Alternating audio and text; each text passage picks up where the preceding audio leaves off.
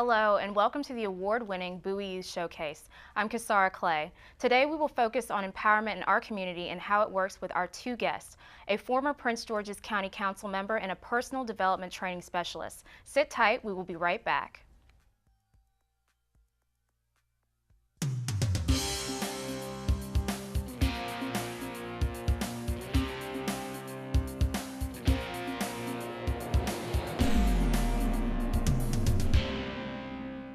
Hello and welcome to the Bowie Youth Showcase. I'm Cassara Clay. Former District 4 Council member Ingrid Turner was the first African-American representative elected to the district in 2006, serving on numerous boards including her unanimous election to the council chair for legislative year in 2011. Mrs. Turner's constituent area included Bowie, Glendale, Greenbelt, Westchester Park, parts of Lanham, Seabrook, and Upper Marlboro. She represented the council statewide on the Maryland Association of Counties, serving as a vice president. She is a member of the Health, Education, and Human Services Committee and also served as chair of the Legislative Committee.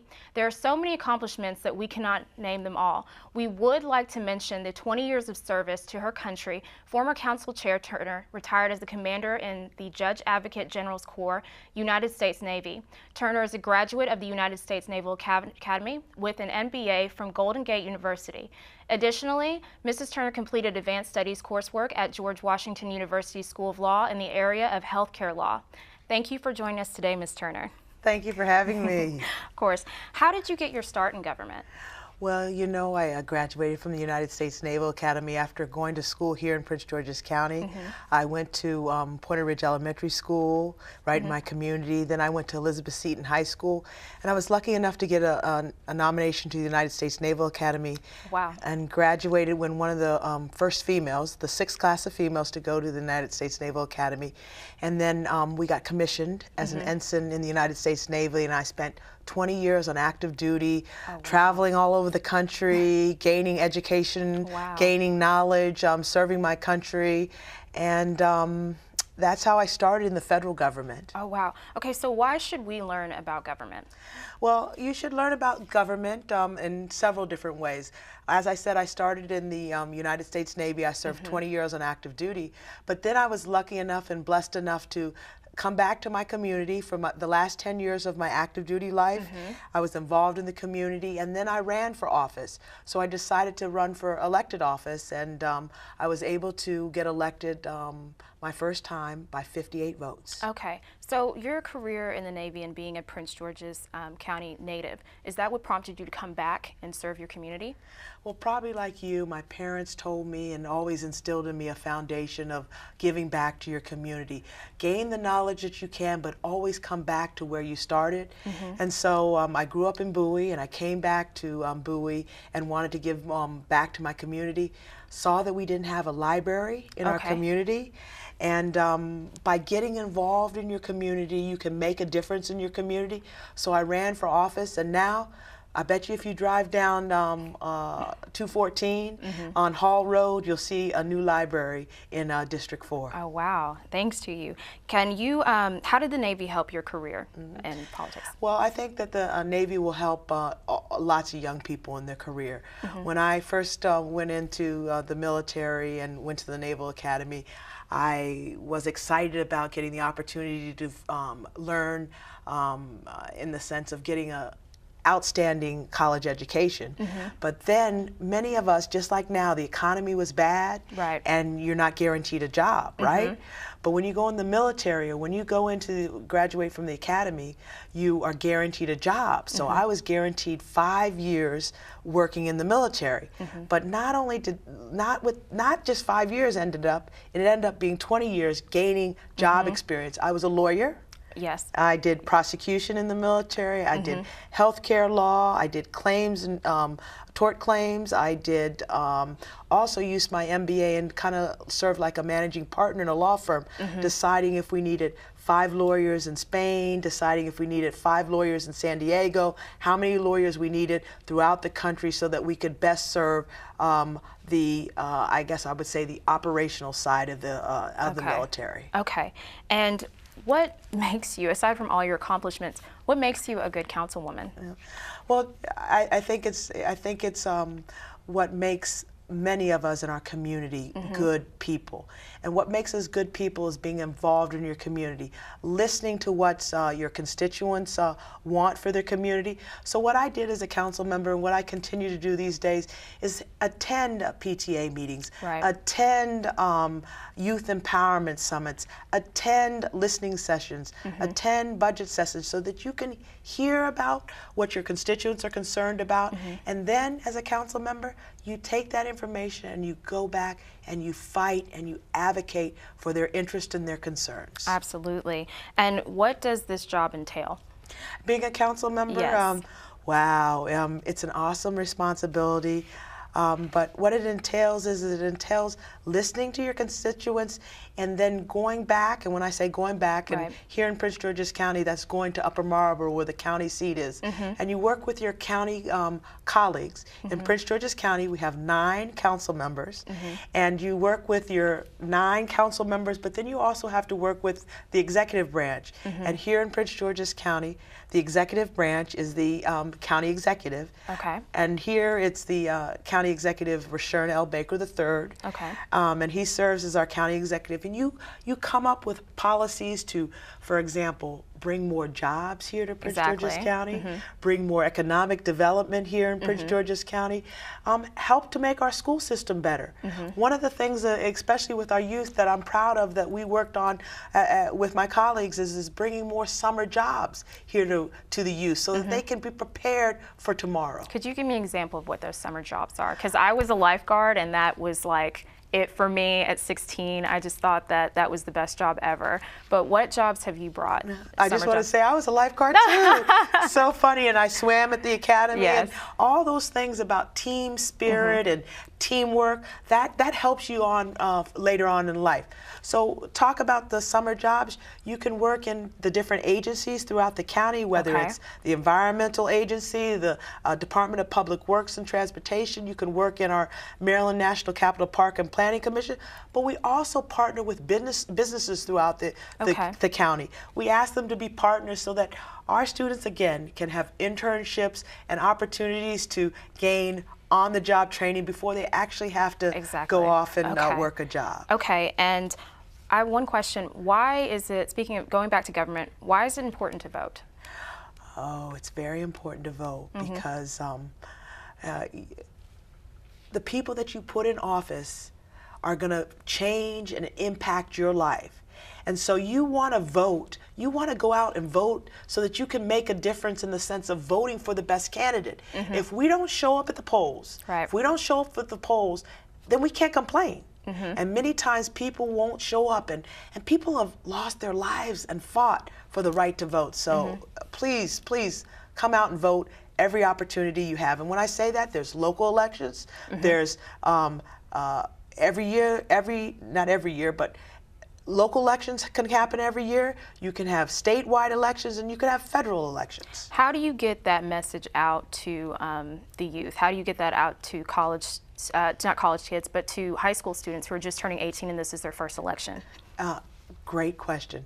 You know, I work with another organization. I'm a member of Alpha Kappa Alpha sorority, and we have one of our platforms is to make sure that youth are engaged and know about voter registration. So we go into schools and we talk just like we're talking. We talk about the importance of voting, and we actually also tell them how to sign up for voter registration. Well, you can always go, did you know this? You can, when you sign up to get your driver's license, you can also register to vote. Yes, yes, I did, and that made it a lot easier for me transferring from Tennessee to Maryland. That made it a lot easier. I didn't have to go through any loopholes. I was at the DMV and I could just register right there. So that was another big thing that was easy to me.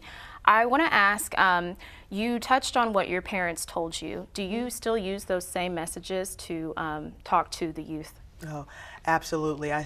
My foundation, just like my college education, whether it was the Naval Academy, whether it was my MBA from Golden Gate University, or my Juris Doctorate from Catholic University, and then the knowledge that I gained from the 20 years in the military, I take all that and I go to classrooms. I love talking to youth. I also annually have a youth empowerment summit that I go do financial literacy, healthcare, drama, photography, photography, whatever the kids are into. And when I say that, it changes. First off, you know, we might not have had social media, but now we have social media as a big workshop. And I talk to the youth about empowering them, and I talk to them about how important it is to vote and get involved in your community. Was it hard to make that transition to using social media now? Oh, yes, yes. It's still hard, but I love having the young people because they keep me on my toes and keep me up to speed. Good to hear. Okay, what advice do you have for someone who wants to pursue a career in the government? For a person that wants to go into the government, I say be involved in your community, because if you want to make a difference in your community, you need to know where the problems are, where the issues are, and where the concerns are.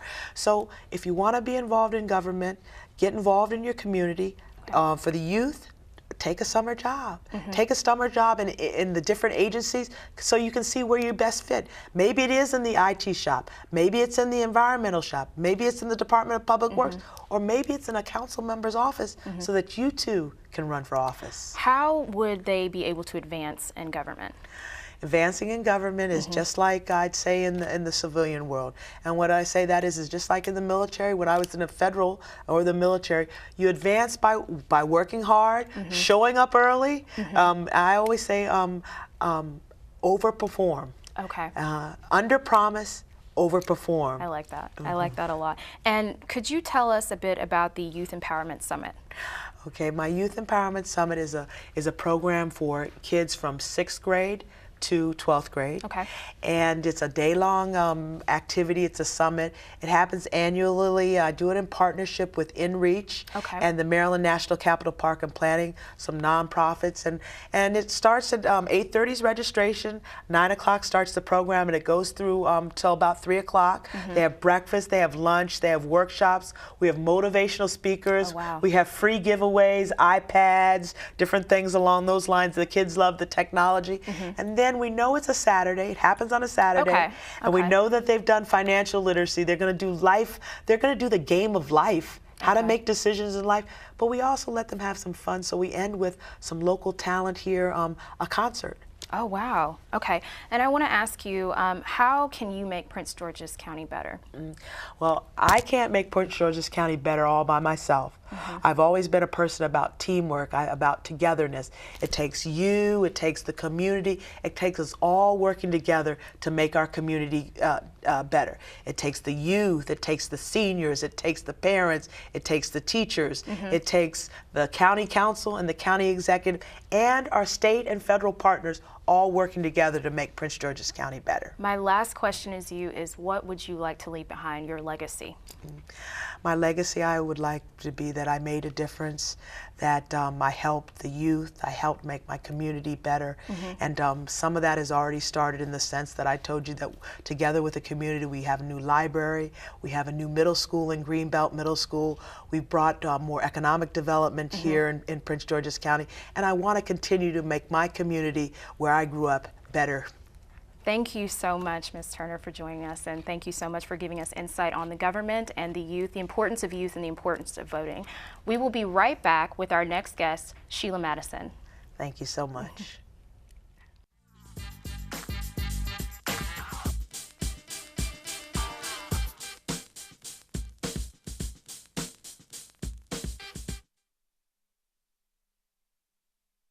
The inherent right to work is one of the elemental privileges of a free people. Endowed, as our nation is, with abundant physical resources, and inspired as it should be to make those resources and opportunities available for the enjoyment of all, we approach re-employment with the real hope of finding a better answer than we have now. Donate to Goodwill, where your donations help fund job placement and training for people in your community.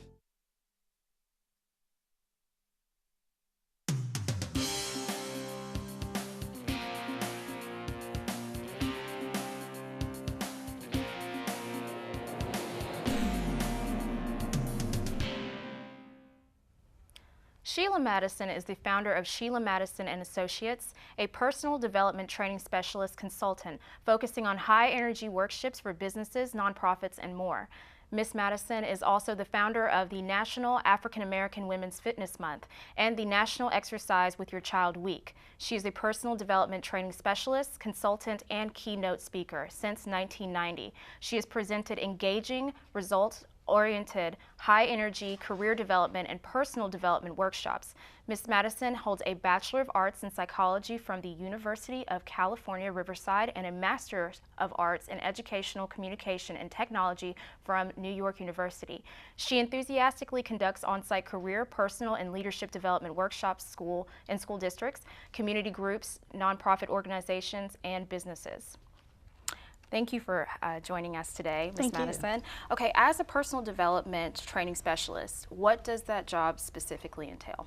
Okay, what I do is I work with a wide range of population, adults, young people, and what I do is I teach personal development training. So it could be anything from goal setting to career development classes to also public speaking. So really anything in the area, you would probably call them soft skills, but anything that would really help the person really become a better person in their career or in their personal lives. So in these workshops, do you focus on not only just goals, but do you work on people's attire as well?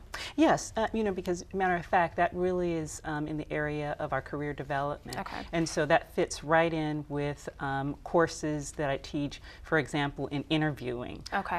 You know, and of course we talk about interviewing, and we also have an opportunity to videotape the interview. So it could be it's everything from your resume, your cover letters, to the actual interview, to the in process as well, to when you follow up. So we look at a lot of the different areas in career development. Okay, how important is it for someone? I've heard the saying that when you look good, you feel good. How important is it for someone to come into an interview dressed appropriately? Oh my goodness, it is key, because we have to remember we're very visual creatures. And before you say anything, that's what people are going to see. They're going to take a look at what you're wearing, what you look like. And many a times that is going to be the factor on whether or not they're going to even want you to come back for a second interview, or even invite you to come in for an interview. Oh, wow. You know, it's kind of like when I was growing up, we would do what we call, my mother would have us go to the different, we would do cold calling interviews. So she would let us out of the car, and you know, you might work at the local movie theater. But guess what? We would want to come in our regular clothes, but she says, no, no, no, no. You must wear, you know, proper attire, because that's what they're going to see. And so even if you're just asking for an application, you want to make sure that you are dressed appropriately. Okay, you learned that at a young age. How do you get that message across to people who really never heard anything like that? They just figured that I'll go in with what I'm wearing and my resume will speak for itself. Well, you know, I always try to be very honest and let them know that, you know, it's so important, because, again, those first impressions are lasting impressions. And we work so hard as a community to build up our young people, and we want to make sure that that potential employer will have an opportunity to see what they have to offer. And so many times they're stopped right at that door because they might have the pants sagging, or they just might not be dressed appropriately for that particular occasion. And we want to make sure that they're aware that if they don't, you know, then they won't even get that chance to even be called back into the interview. What should men and women wear into an interview? Okay, well, first let me talk about typically ideally what a woman would like to wear, a young woman. You could wear a black suit, you could wear a dark blue suit, dark gray suit, blouse, you know. So neutral colors. Yeah, neutral colors, yeah. Keeping in mind, very conservative. Low-heeled shoe. So we call it a stacked heel. You don't want to wear any stilettos or anything that basically looks like you're going out to the club. So you have to look in the mirror and say, oh, okay, that looks like I'm going out to the club. Then you don't want to have that on. But so basically very conservative, and also very little jewelry as well. Because again, you want the interviewer you want to present a nice, clean, professional look. For men, again, you want to make sure you're clean shaven. You make sure also that, you have a dark blue suit or a dark gray suit, and also a very conservative tie as well. Okay. What if the job requires you? What if a job interview, the interviewer calls the person and says, you know that this company is more casual. You don't have to come in with more formal business attire. How would that men and women dress for that kind of interview? Well, you know, I always say, even if they tell you that, you still want to make sure that you put that best foot forward. And if you do have that ability to put that suit on, or a uniform where you can have the matching jacket and the matching pants, go ahead and make that effort, because sometimes you don't know if the person is telling you that to test you as well. Wow. Okay. Back to you know, minimal jewelry. What about piercings or tattoos? Oh, I love that topic. This is when I like to be real honest with the young people. That is okay in your surrounding, if you're with your friends, if you're going out, but when you're in an interview, okay, if possible, cover the tattoos up. Okay. Multiple piercings, that's not what you want to do, especially if you have something in your nose. Right. If it's not related to your religion, I would certainly take that out. Okay. In addition, making sure that, again, like I said, that you're covering the tattoos, and just, and the men definitely take out the earrings as well. Okay, what about something as simple as makeup? Women's makeup. You know what, we want the woman to make sure that her natural beauty shines through. And always keep in mind, we're naturally beautiful. Okay. So if you want to use something to enhance just a little bit, that's fine. But you don't want to cover up and look like you're getting ready to go on a runway. Okay, what about cologne or perfume? Perfect topic. I have allergies and I'm very sensitive to those. And I stress to the young people that I talk to that I would say no aftershave, no cologne, and no perfume. If you must, you have to have a very light hand. The problem with that is you really don't know what people are allergic to, and the worst thing that can happen is that you go in the interview, everything works well, and now you're known as the person who left the smell in the office with the perfume or cologne, and that's not necessarily a positive So you don't want to be the person that they smell coming into the interview and leaving the interview. Right, you don't want to have to get the fan out after you leave. Okay, are there any programs to help people who can't afford business attire or any kind of work attire? Yes, that's an excellent question. Actually, there's Dress for Success, and there's also a, Suited for Change, and there's also Strive for DC. They have a Gear Up program.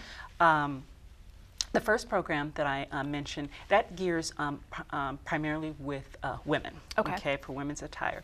The Strive for DC Gear Up program, that is geared towards men, and so young men. So definitely, if people feel that, you know, it's a little pricey, they just really can't afford it, they can go to their website and they do referrals. So you can see which partner they work with, and then they work on referrals. Okay, and what I've seen young men come out with their pants sagging. How do you tell them that's not okay?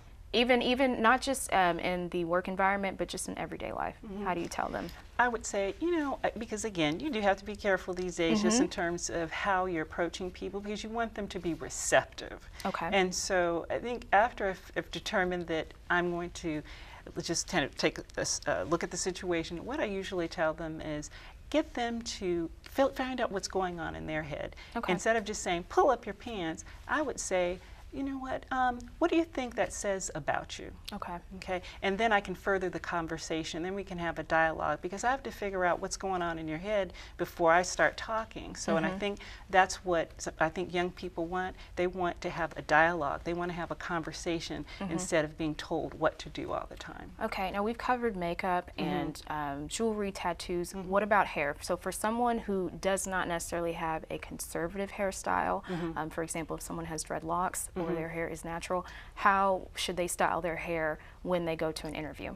I would always tell you, no matter whether it's you have natural hair, you have weave, you have perm, I always stress, just make sure your hair is neat Okay. Make sure it's clean. So I'll use an example. If you happen to have braids, just make sure that your braids are fresh. You don't want to wait till your braids are 3 months to 4 months old. I used to have braids, so I know. Make sure they're tightened up and things are very neat. Because that's what we want to focus on. The whole thing is making sure that we're professional, making sure that we're neat. Okay, and where can people buy proper work attire if they can't afford it? Okay, of course, local the department stores, but I love this topic. Mm-hmm. The Goodwill and Salvation Army. Okay. If you have an eye and a lot of patience, you can definitely find some really good buys, especially for men and women, because people do drop off suits all the time. My husband is, that's his religion. He goes down there and he's found some really nice things. My mother is the same way, so. But also, keep in mind, you can also shop off-season. Okay. So, if that's not your thing, you don't have that kind of patience, okay? You can certainly try to shop off-season. So when the summer hits and they have the, the winter clothing, go ahead and see if you can just buy, off-season instead of buying in-season. And I think you might be able to find some good deals. And I think the key is, planning. If you're a young person, especially if you're going to be entering into that work career, start looking for those buys. Okay. Okay, we have some examples. Okay. So our first model is named Angela. So her attire is more casual. So what would you recommend that her attire would be for the workplace? Right, definitely for this. She's dressed very nicely, and what I would suggest on this one be on after you've gotten the job, and it's that casual Friday day. And that's very appropriate for that day. Okay. She's got the very conservative the blazer. She's got the nice necklace and an accent, but it's not overpowering. Okay. And what I love is she's got her low shoes. I like that. Okay, thank you. It says that she's ready to work. Okay, thank you, Angela. Okay. And our next model, his name is Brian. And I've noticed that he is actually more formal. So Yes. could you tell me when this is appropriate to wear? Yes, definitely for that first interview there. As you'll see, he's got his dark blue suit, and he also has his tie as well. Very tailored. And then his shoes. Now, this is important. I think people forget about the shoes. They're shined.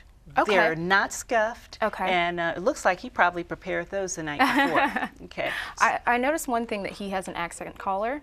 I thought that was really great. Do you think that because it's so subtle, is that appropriate for an interview? Yeah, I think because it is very subtle. Yes, Okay. it is. So because again, it's not overpowering at all. Okay. Thank you so much, Brian. Okay.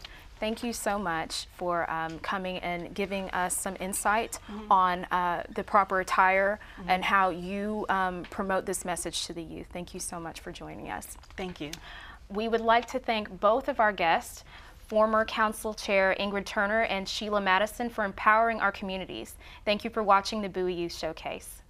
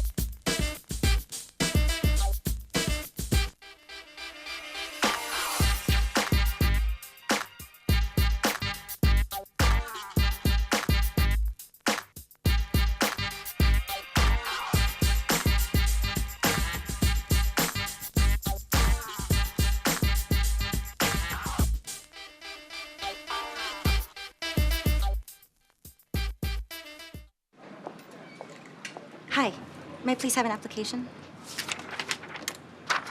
Thank you.